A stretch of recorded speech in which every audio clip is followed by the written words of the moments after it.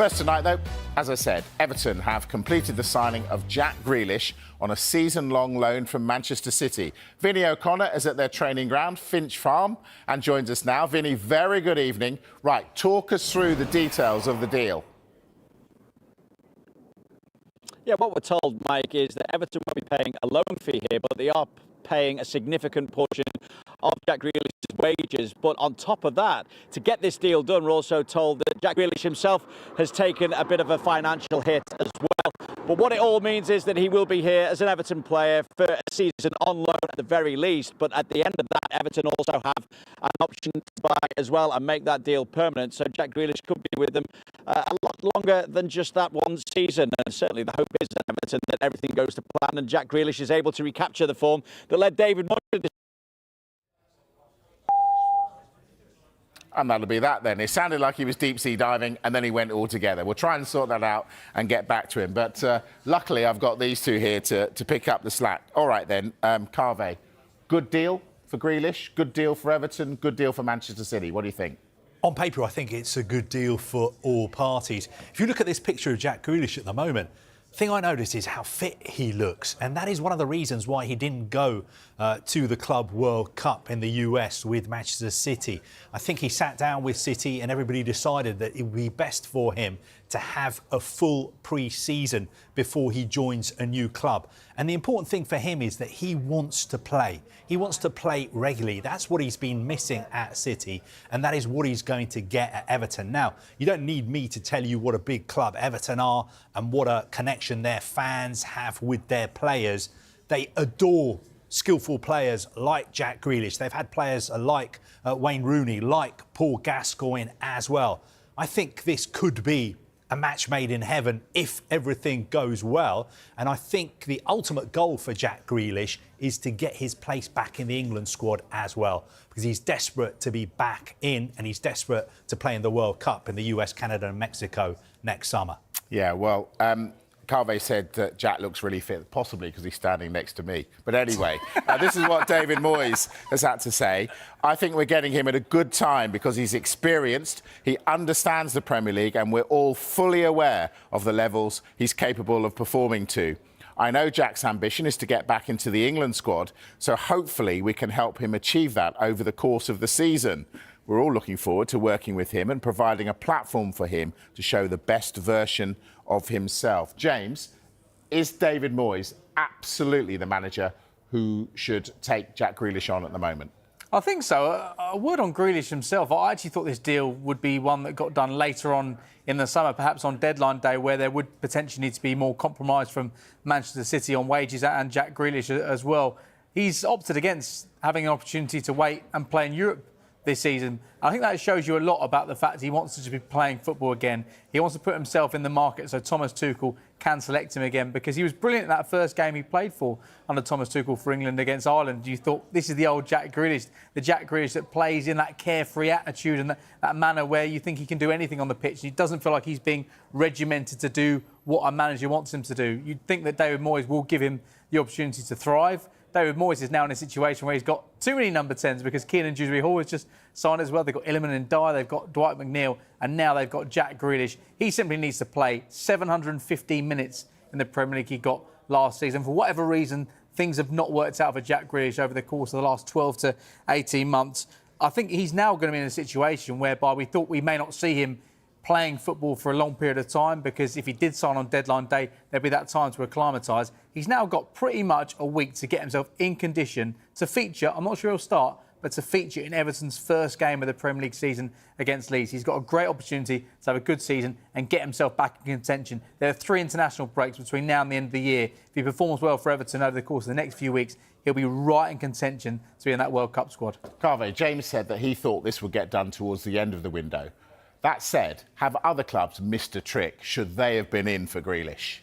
I think there were plenty of other clubs who were interested in signing him, but they wanted to wait and see. They wanted to play poker.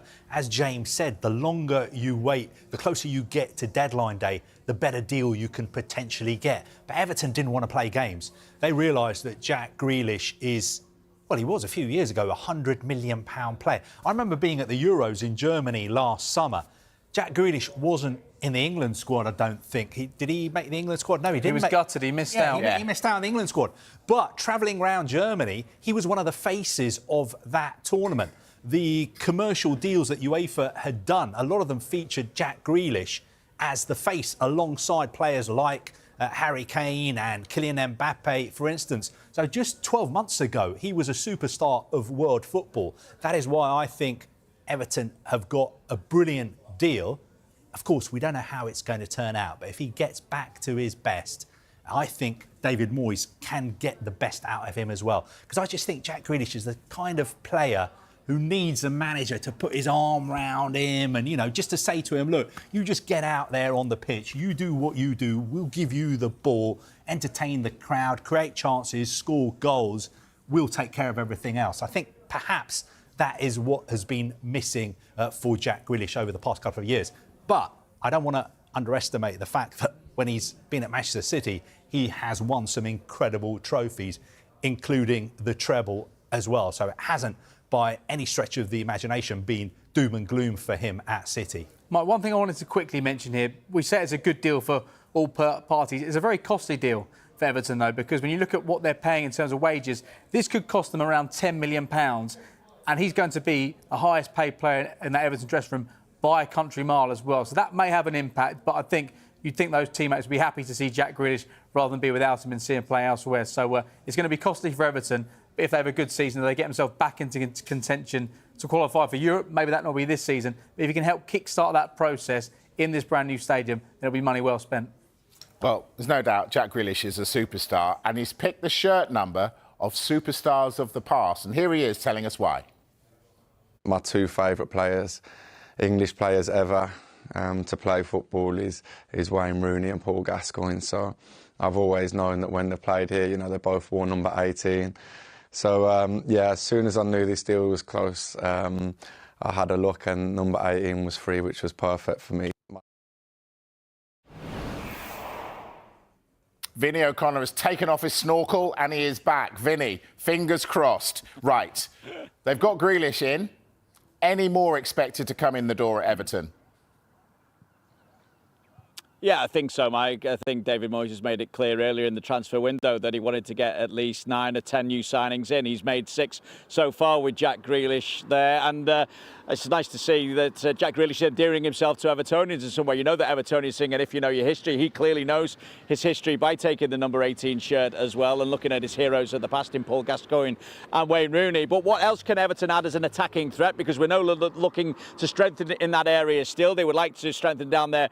Right-hand side, for instance, they don't have an out-and-out attacking right-sided player at the minute. Dwight McNeil can operate out there, but we're used to seeing him from the left-hand side, as we are Jack Grealish, as we are indeed Iliman and Dye, although Grealish and Dye can both play the number 10 role as well. So Tyler Dibbling they've been in for at Southampton. I don't necessarily think that is dead, but obviously it needs a compromise from Southampton's point of view in terms of the valuation. It's a similar situation with Abdul Fatah at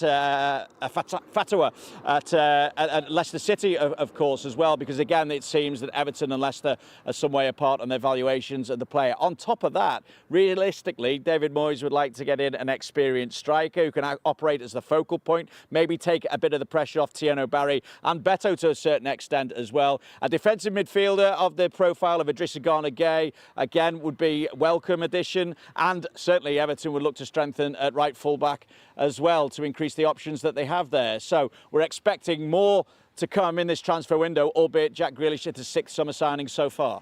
Vinny, you were worth waiting for. Thank you very much. Vinny O'Connor, live from Finch Farm, Everton's training ground.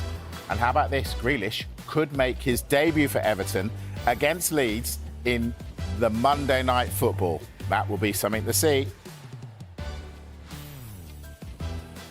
Right, we are going to talk Alexander Isak. He's still training away from his Newcastle teammates after expressing a desire to leave St James's Park. Carve, any developments? Well, the only developments today have been a couple of newspaper reports saying that as soon as Alexander Isak found out that he wasn't going to be invited to this family bonding day that Newcastle had at the training ground, that was the same day apparently that he moved out of his rental property in Newcastle. Now, I don't think the two events are connected at all. There have been reports that Alexander Isak moved house, didn't want to live in that rental property because it had been targeted by burglars. So I think there's always going to be stories about Alexander Isak every day. But the underlying story is that nothing much has changed. The player still wants to leave, and Newcastle United are not going to let him go unless their valuation is met. And that is a valuation that no one is willing to pay at the moment. Carve says nothing much has changed. If it stays like that, if it continues through the window, is it more likely that come the end of the window, he's still wearing black and white?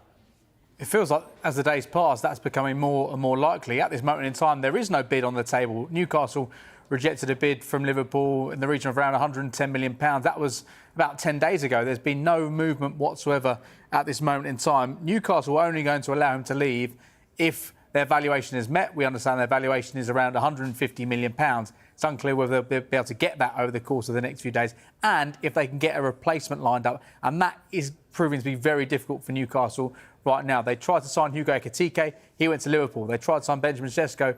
He went to Manchester United. There aren't many number 9s that can come in and do anything near like what Alexander Isak has done in a Newcastle shirt right now. But Newcastle need to act quickly, because heading into the first game of the Premier League season for them this weekend against Aston Villa, they have one fit striker, William Asula. They've got a huge amount of excitement and optimism for his time at Newcastle. He's got one Premier League goal. Callum Wilson departed at the end of last season. Whether or not he can be successfully reintegrated is another question, because I think there's a lot of patching up that needs to be done. Newcastle fans and the club are very unhappy with the way that Alexander Isak has carried himself and his entourage have carried themselves over the course of the last few months. He left it quite late to say that he wanted to explore his options elsewhere. A lot of bridges are going to have to be mended if he's to be reintegrated into this Newcastle side. But he's got 3 years left in his contract. He's a Newcastle player. He's contracted to Newcastle. Newcastle expects, if it comes to beyond the transfer window and he remains a Newcastle player, that he trains with the first team and he plays for Newcastle once again. It's interesting what you say there about how his actions have been received, because his future, definitely a transfer saga, dominated the headlines throughout this summer, and the subject of what he's been up to has divided the opinion of Newcastle fans and neutrals alike. I think I've said many times, he is contracted to us, he's our player. The club basically make the decision on his future. I don't know what that will be. When you've got the best striker, people are going to come calling, and he's obviously been attracted by the calls that have come, and we have to understand that. As a Newcastle fan, you don't want to understand it. And you can't say I'm never going to play for Newcastle again, because if he doesn't make that move, then he's going to want to play. Every footballer wants to play matches. He's still one of the best strikers in the world, so I do want him here. Alexander Isak's let a lot of people down. And that's the route he's going down, which, you know, will be hard to accept for everyone who's, you know, a Newcastle fan. I do genuinely think the best thing Newcastle could have done was sell Isak. You have to sell a player that doesn't want to be there, take the money and then go and reinvest that money onto players. If he's got an opportunity to go to the champions, then, you know, it's so difficult to say no. If he wants to go and he's heart set on going to Liverpool and Liverpool want to pay the money, then I think that deal could happen. And it'd be hard on Newcastle because they've lost out on a lot of their targets they want, but they'll be fine. I want to see us kind of be able to rebuild that relationship. I think the more that this goes on, it's actually causing more harm than good. Yes, if the window shuts and he doesn't go, then everyone involved in Newcastle will be delighted. It could have been and should have been handled better. Alexander Isak could have left this summer and still been considered a legend of the club. Everyone's got a view on Alexander Isak, but he may or may not go to Liverpool. That said, should Liverpool be targeting other areas of the pitch? Well, they are in talks with Crystal Palace to sign the Palace captain, Marc Guehi. Now, Steve Parish, the Palace chairman, said 2 days ago that the situation regarding Guehi was very, very simple. He's only got a year left on his contract. Palace can't afford for him to leave on a free. So unless he signs a new deal, he's going to leave this summer. Now, it's very, very unlikely that he'll sign a new deal. I think Liverpool feel that he wants to move to Liverpool. They have a very, very good relationship with Steve Parish. They're doing everything by the book. That is why they're holding club-to-club talks first. Now, how much would he cost? We know last summer there was talk of him being valued at around £70 million. But now, 1 year left on his contract, I think that has dropped significantly. I think Palace probably value him at around £40 million. Liverpool probably trying to get him for around £30 or £35 million. I think it would be a very, very good move for the player himself. No disrespect to Crystal Palace, of course. He's done a fantastic job at Crystal Palace, won 2 major trophies as well. But I think when Liverpool come calling, especially the present Liverpool side, it's very, very difficult for a player to say no. If there's club-to-club agreement between Palace and Liverpool, then Liverpool would start talking to his intermediaries and his representatives about personal terms. But we have not got there yet. They need to agree a deal with Palace first. OK, we're going to talk Palace a little bit later on, and that ruling by CAS and what it might mean for transfers and others as well. Going back to Liverpool, though, chasing Isak, as I say, should they be spending more time bringing in a centre-back rather than a striker? I think if you ask some Liverpool fans, I was at the game on Sunday, there is a feeling that they really need some more strength and depth in that centre-back area. If you look at their bench on Sunday, there weren't any centre-backs on the bench, and Arne Slot was asked about signing a defender on Friday ahead of the game, and he said that the likes of Endo and Andy Robertson could fit in there if required. They've sold Jarrod Quansah to Bayer Leverkusen, a really good fee they got for Jarrod Quansah. But it means that right now they've got the 2 centre-backs, Virgil van Dijk and Ibrahim Konate. Konate's contract expires at the end of this season, and they have a lack of options there right now. Joe Gomez seems to be injured a lot at the moment. It's a real concern for Joe Gomez. So you can understand why they need to sign a centre-back. They also understand why they need to sign an attacking player as well, because, yes, they've been really aggressive in terms of what they've gone after in this transfer window. But actually, they're 1 short on where they were last season with the players they brought in, the players have departed. So you can understand why.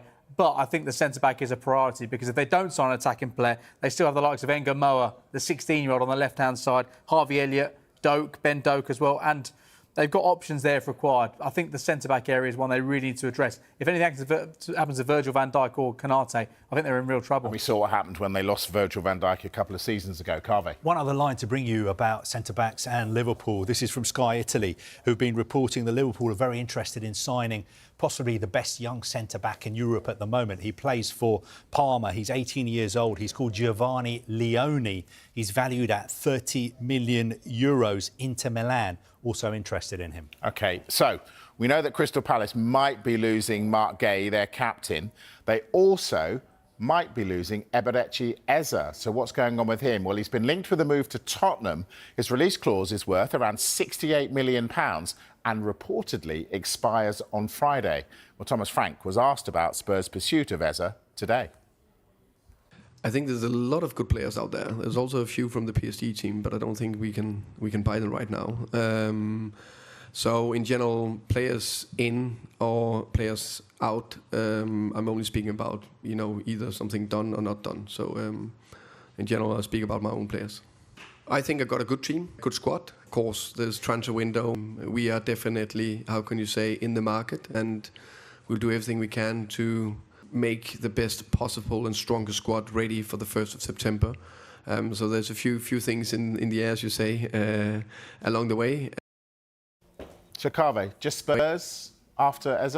I think Arsenal are interested in him, and he's been a long-term target for Arsenal too.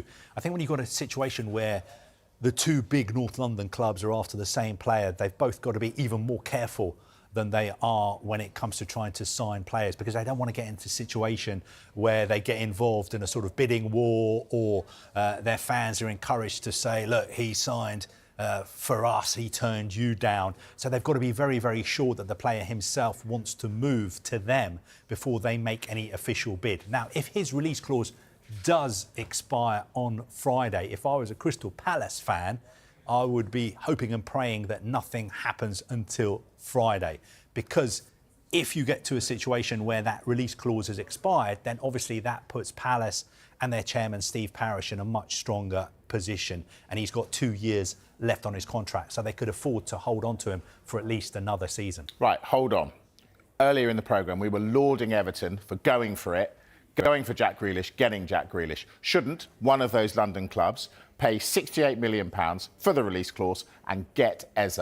James? I think if I was in charge of a sporting director at a club like Tottenham or Arsenal, I'd be going straight after him. For Arsenal, they are prioritising sales right now because it's been a really busy window in terms of incomings. For Tottenham, I think they should be acting on this. If I was a Tottenham fan, that's one player I'd want through the door right now. They've got so many wide players right now, but in terms of number 10s, they're really lacking. Dejan Kulusevski is out for a significant period of time. James Maddison will miss the majority of the season. This is a player who's excelled so much in a Crystal Palace shirt over the course of the last few years. It's been amazing watching his development, a player who was rejected from the Millwall Academy. He went to QPR, impressed there, got the move to Crystal Palace, and we've seen him flourish, in particular over the course of the last 18 months under Oliver Glasner.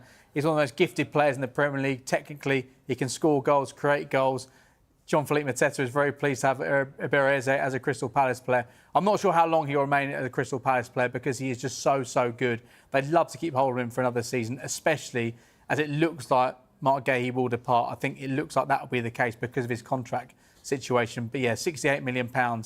It feels like really good value if the club gets it done this week. So we know Spurs, one of the clubs interested in Eza. Spurs also pursuing Savinho from Manchester City. Where are we with this one? Well, the interest in Eza, but in terms of Savinho, there's concrete movement here because Tottenham have approached City around signing him. Talks are underway between the two clubs. City do not want to sell him. They've only had one season with him so far, and there were some really bright sparks. I know he only scored one Premier League goal, but he created a number of chances for Manchester City, and I think they do have a number of wide options there right now. Savinho can play as a number 10. I think he's better off playing on the right-hand side or the left-hand side. He's a left-footed winger who plays on the right. We see that so often nowadays with the inverted wingers. So they are in the market for a 10 and a winger. And I think Thomas Frank, if he ended the transfer window with these two players, he would be absolutely delighted because it feels like Spurs need something right now. There was a lot of positive momentum you felt at the start of the summer. Thomas Frank coming in, Mohamed Kudus, a bit of a punt, but we know what he can do. But with the injuries, Dominic Solanke, we've still not seen him so far this season.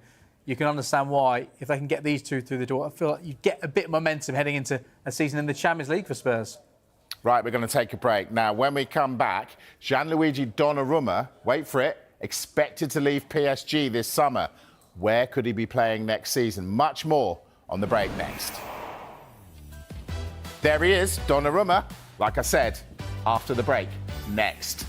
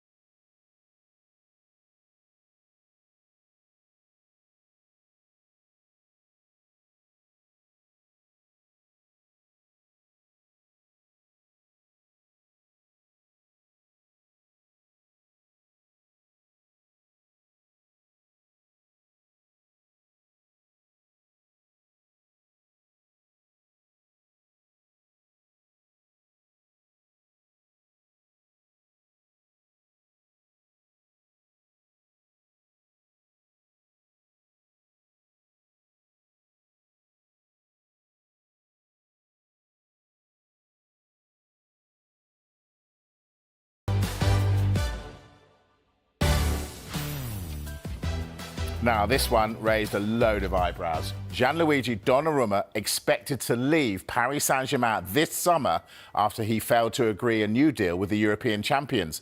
Multiple clubs are trying to sign him. He has just 1 year left on his PSG contract. I say multiple clubs. You tell us which ones. Well, look, I don't know for sure which clubs are interested in signing him, but he's arguably the best goalkeeper in the world. Who's better than him? Maybe Alisson at Liverpool at the moment. But there are reports that clubs like Manchester City are interested in signing him, clubs like Manchester United as well, although I think that would be difficult to see happening because he is on big, big wages. The background to this is that he moved to PSG as a free agent 4 years ago. You remember, he was represented by Mino Raiola at the time. He was the best goalkeeper in the world. PSG, because they weren't paying a transfer fee for him, broke the bank almost, although it's difficult to break the bank when you're PSG, to pay his wages. Now his contract is going to run out next summer. There have been talks about a new deal, but I don't think PSG want to pay the kind of money that perhaps the player feels that he is worth. And also, PSG don't want to be in the situation anymore where players are leaving and free transfers. Remember that whole saga we all remember with Kylian Mbappe as well. Once bitten, twice shy. So I think what they've done is gone out and bought a new goalkeeper, Lucas Chevalier, for 40 million euros. They've said to Lucas Chevalier, you're the number one. Donnarumma is not even in the squad for the Super Cup game against Tottenham. All parties are trying to work to find him a new club. But of course, it's going to be very, very difficult because he's arguably the best goalkeeper in the world and he's on big, big wages. And he always has the option of just saying, you know what, I'm not going anywhere. I've got this big contract. I like my life in Paris. Not doing that in the World Cup year. Well, not doing it. I agree with you. I agree with you. How could Italy's number one goalkeeper not play at all in a World Cup year? But he does have that option. But it looks like he's not going to play for PSG again. And it's quite an incredible turnaround because just a few months ago, he was winning the Champions League in spectacular fashion as one of the key players in that brilliant PSG side. Top goalkeeper. There won't be short of suitors. What about Alejandro Garnacho? Has he got lots of suitors? Well, it looks like one in particular. Napoli were interested in signing him in January and they had interest in the summer. They've moved on to other targets. But Chelsea, that's been a long-standing interest. There were conversations that took place in January. Things have stepped up now. There's talks ongoing now between Chelsea and Manchester United. And this is a really important deal that United get right because they've been really active in the transfer market in terms of bringing in players. Now the priority is selling players. Alejandro Garnacho would represent pure profit from a profit and sustainability perspective. Previously, they were looking for around 70, 60 million pounds. I'm unsure they're going to get that right now because of a number of conditions. The fact he's been frozen out of the first team picture. He's not training with the first team squad. I know Ruben Amorim says he'll be reintegrated if there isn't the market value met by a club like Chelsea. But also Ruben Amorim said that Garnacho was looking for a new type of leader. He's looking for a new type of project. So you'd expect him to depart. Chelsea, yes, they have a number of wide players, but all these different wide players have a specific profile as well. We know Garnacho is a very, very talented player. Perhaps he needs the right manager and the right club. So I think this is a deal that could happen. Chelsea want to try and sign him before the end of this transfer window. I think he will depart before the end of this transfer window. I think he'll probably head to Chelsea as well. OK, so you think Garnacho on the way out. Are Manchester United going to get Carlos Baleba in? I still think this is a very difficult deal for Manchester United to do for a number of reasons. They spent a huge amount of money replenishing their front line, but their next priority is signing a central midfielder if they can. The reason why this is difficult is because United do need to prioritise sales. So far, there's not been a huge amount brought in. Yes, there's been the sell-on clause of the likes of Anthony Elanga. They've probably made around £20 million in terms of things like that, but unless they can get £40 million for Rasmus Højlund, they can get a good deal for Anthony, they can get a good deal for Jadon Sancho, they're not really going to be in a situation where they can really attack this transfer and bring in Carlos Baleba. The other factor is Brighton, they're not going to sell him on the cheap. He's arguably as good as Moyes' Caicedo was at that stage when Chelsea spent £150 million on him. Maybe not quite as ready as Caicedo, but you can understand the sort of figures that Brighton will be looking at for Carlos Baleba to depart. You wouldn't expect it to be anywhere short of £70, £80 million. So for United to go after that, they need to do a lot of work in terms of outgoings over the course of the next few weeks. Well, I think it's going to be too problematic. Are they going to get the famous five? Are they going to close the book on the famous five? I think Jadon Sancho, they'll find an exit for him. I think it's going to be difficult to do a permanent deal, I think. But Borussia Dortmund are a club that are exploring the conditions of doing another deal to bring him in. I'm not sure whether or not they'll be able to get a permanent transfer for Jadon Sancho. But he's got 1 year left in his contract. There is the option of another year. So United could look to do something like a loan with an obligation to buy. Of course, they'll do a loan. But if there's a permanent element, Anthony, Real Betis want to try to sign him. They're looking at a loan. They don't think they can find the finances to do a permanent deal. But of course, as we've spoken about all transfer window, as we get closer and closer to the deadline, there will need to be compromises when it comes to the player and the club as well. So United may have to take much less money than they wanted in June, what they will take on the 1st of September to get rid of these players. Malacia, slightly different, I think, because of his injury record. I think that's going to be very difficult. Rasmus Højlund, they can get £40 million for him, then that would represent not too much of a loss. His book value right now is around £45 million. They signed him for around £70 million a couple of years ago. AC Milan in talks. I think if they could get rid of Højlund and Garnacho for around £80 million and they can get something like £20 million for Anthony, maybe 15 for Sancho, then that would represent good business. United haven't sold well over the course of the last few years. They need to sell well now if they're going to attack the rest of this transfer window. Carve, old enough to get my Enid Brighton reference, James far too young. All right, we're going to take a break. When we come back, FA Cup winners Crystal Palace been demoted from playing in the Europa League this season. Find out how they've reacted to that news after this very short break. We'll see you in a moment.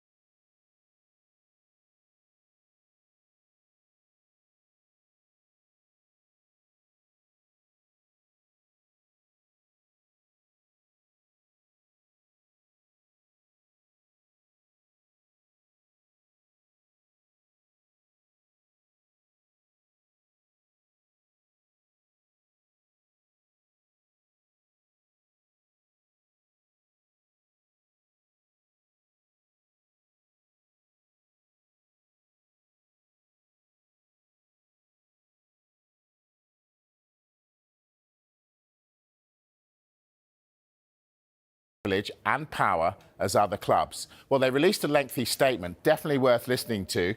Palace first criticised those rules that have seen them demoted. This is what they said.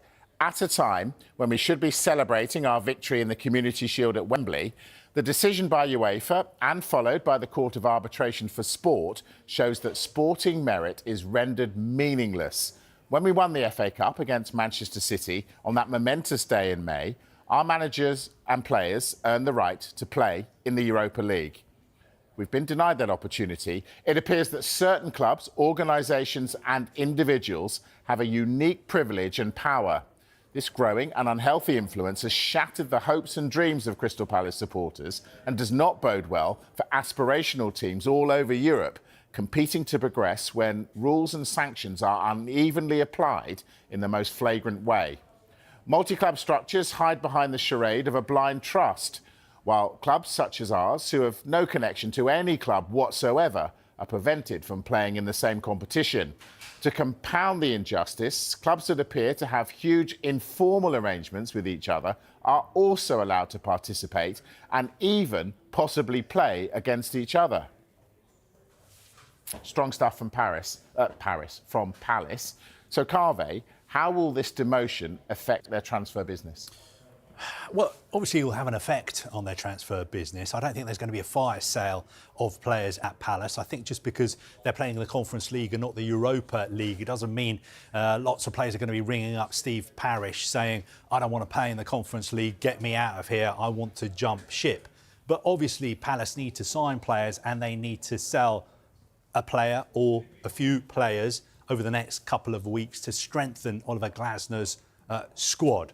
So it will definitely have an effect, but I don't think it will have a massive effect on the players, the number of players who will be leaving Palace over the next few days and weeks. All right, that statement released by Palace I thought was really informative. They're having a go, aren't they? Right, Carve, who made the error, UEFA or Palace? Who made the biggest error? UEFA. Go on.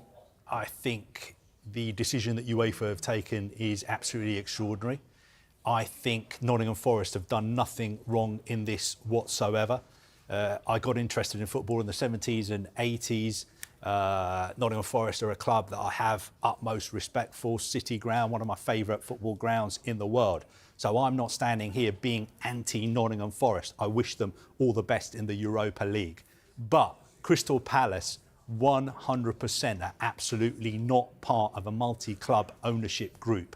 And not one person can look me in the eye and say, if Crystal Palace and Lyon both play in the Europa League next season, there is any risk to the integrity of the Europa League. Is anyone seriously going to say to me, there's a chance that somehow Lyon and Crystal Palace are going to collude to fix games or do something which will affect the integrity of the Europa League? I know what you're going to say. You're going to say rules are rules. They had until March the 1st to sort this out. Why didn't they sort it out? Exactly. Well, what I'll say to you is rules are rules, but UEFA change the rules all the time because the deadline used to be June the 1st. But a chairman of UEFA's club financial control body came in, decided to shake things up, changed the deadline. And the thing is, clubs, big clubs who are part of multi-club ownership groups, they always are used to qualifying for Europe, so they know how the rules work. They know the legal loopholes they can use to get around the rules. They're just obeying the rules. It's not a loophole, is it? Well, for instance, last season, Manchester United and Nice both played in the Europa League. Who calls the shots at Manchester United? Jim Ratcliffe. Who calls the shots at Nice? Jim Ratcliffe. Now, of course, they set up a legal structure to satisfy UEFA to say that, no, the two clubs are separate. And, OK, I will accept that as well. But you've got to say that can be seen as being a loophole. And there is a connection between those two clubs, no matter what they've done legally. There is absolutely no connection between Crystal Palace and Lyon. There used to be, and that was John Textor. But exactly. He's gone. He's gone now. He sold his shares. He's gone now, Carver. He hadn't gone then. He was on the board of both clubs. What happens to big clubs who break UEFA's rules? When Real Madrid or Barcelona or Chelsea Manchester City break UEFA's rules, what happens? Well, I'll leave Manchester City out of it because that's more complicated. But I've seen instances where Real Madrid, Barcelona, they get a little slap on the wrist. They don't get demoted from the Champions League. Has that happened? No. Who gets demoted from the Conference League? Who gets demoted from the Europa League? Small clubs. Apparently what UEFA see is small clubs, like Crystal Palace, like Drogheda United in the League of Ireland. UEFA have got this absolutely, totally and utterly 100% wrong. Now, it's interesting. That is my personal... That is my personal opinion. That's why you're here.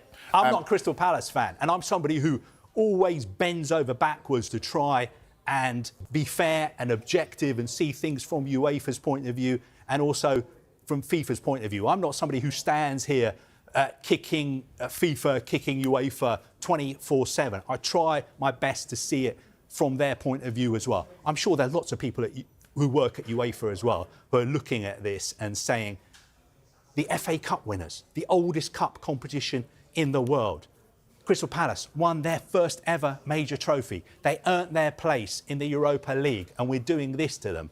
We're treating them like this. It just leaves a really, really bad taste in the mouth. And nothing against all the clubs, even the Red Bull clubs, Manchester City, Girona. I'm not having a go at them. The rules are rules. They've done absolutely nothing wrong. Nottingham Forest have done absolutely nothing wrong. All I'm saying to you is that all Crystal Palace have done is make an administrative error. They didn't meet that March 1st deadline because the deadline was moved, because John Textor was trying to sell his stake in Crystal Palace, and if he'd put it in a blind trust, he wouldn't have been able to sell that stake. There's lots of reasons. It's not as black and white as just saying Crystal Palace made a mistake. Tough. You're going to have to deal with it. You're going to have to pay the price. It's much more complicated than that. And I think Crystal Palace have been treated appallingly by UEFA. Did you want to come in there, James? I just think, with the blind trust point of view, at that point on the 1st of March, Crystal Palace, I think, were in the 5th round of the FA Cup. So at that point, should John Textor have put his money in a blind trust whereby it meant it was impossible for that period of time for him to sell his stake in the club? I don't think at that point in time you can expect Crystal Palace to have put themselves in a situation in the 5th round of the FA Cup with all those teams still in it. Bear in mind, they'd never won a major trophy, to put themselves in contention to feature in Europe if they end up in the same competition as Lyon. It seemed very unlikely that Lyon wouldn't be in the Champions League, but Lyon fell away a little bit, and at one point they were out of Europe altogether. Things have really fallen the wrong side of everything when it came to Crystal Palace, because Lyon were relegated from Ligue 1. They appealed that. But if their relegation stood, then Crystal Palace would be in the Europa League. They've been very, very unfortunate. They've been very harshly dealt with. I've covered Crystal Palace for a number of years. They are not operating as a multi-club ownership. John Textor has no say whatsoever in what has gone on at Crystal Palace. He's not there anymore. When he was there, he was trying to get out. He wanted to buy Everton. He wanted to buy a number of different clubs. He was so unhappy with the way he had no say whatsoever, really, in what went on at Crystal Palace. Steve Parish owns the club. He runs the club. John Textor had no say whatsoever, and that's why he tried to get out. He wants to own his own football club where he can do what he wants. That's why he tried to get out of Crystal Palace. He didn't have any decisive authority over the running of Crystal Palace. It's been appalling how Crystal Palace are missing out on playing in the Europa League. The only silver lining is Crystal Palace, at the start of last season, if you offered them to play in Europe next season, they'd have taken it. Clearly, the Conference League is an inferior competition to the Europa League. You can only hope now that they qualify for the Conference League, because now they've got 2 extra games they're going to have to play in August. It's bad for Crystal Palace. They've got a great team, a great manager. They're very well run. You can only hope that something falls their way eventually. I enjoyed that immensely. We'll take a break now. When we come back, Alexander Isak looking to force a move away from Newcastle. And he isn't the first to do that. We're going to take a little trip down memory lane next. See you in a moment.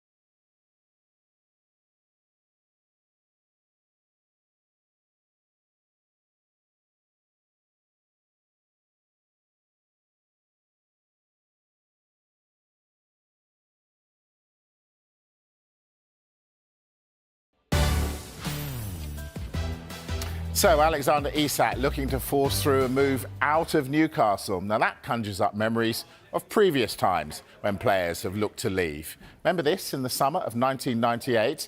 Nottingham Forest then striker Pierre van Hooijdonk went on strike for 11 games, upset at the club's asking price for his transfer. He returned to Forest, but they were relegated to the First Division. Now, in 1999, amid interest from Real Madrid, Nicolas Anelka said he wouldn't play for Arsenal again and didn't report for training. Well, he eventually got his move. What do you say to the Arsenal fans, many who thought you had treated the club badly? Do you have a message for the fans you have left at Arsenal? No, I just want to say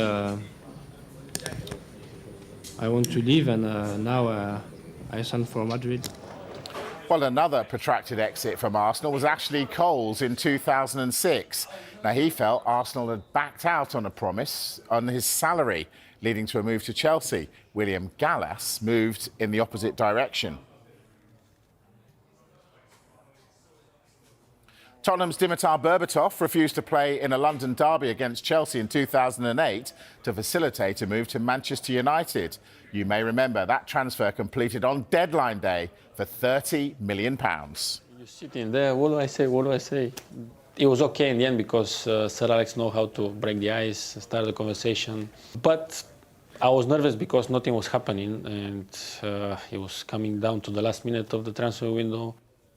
Remember this, Manchester City's Carlos Tevez submitted a transfer request and refused to warm up. He is one bad apple. He epitomises what the man in the street thinks is wrong with modern footballers. He can't play, never. Well, Tevez eventually apologised and, of course, returned and helped City win the title under Roberto Mancini. And no look back could ever miss out Peter Odemwingie. West Bromwich Albion striker famously drove to QPR on deadline day in 2013, expecting a transfer, which of course fell through and resulted in disciplinary action. Peter Odemwingie. Right, we're running out of time, James. Any other transfer news? A few little bits. West Ham have seen an opening bid of £30 million rejected by Southampton for Matheus Fernandes. Saints don't want to sell. They want to see a value. They want to see an offer in the region around £50 million. At the same time, Leeds, Daniel Farke spoke at the weekend. He really wants some more attacking players to come in. They've had a long-standing interest in Rodrigo Muniz. They want to sign him before their deadline. He's their top striker target. They've been patient. Fulham do not want to sell to a Premier League rival. They don't want to sell him altogether. They want to have Raul Jimenez and Rodrigo Muniz. There's interest from Atlanta as well. So those are two ones to watch, I think. Southampton, what's going to happen with Tyler Dibbling? What is going to happen with Matheus Fernandes? West Ham want to sign him, but they've not put up the right money just yet.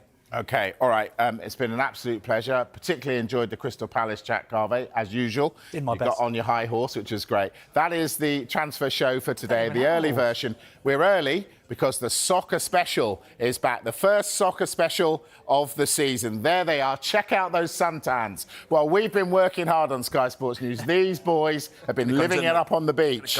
They, no doubt, though, will be all right tonight. Enjoy.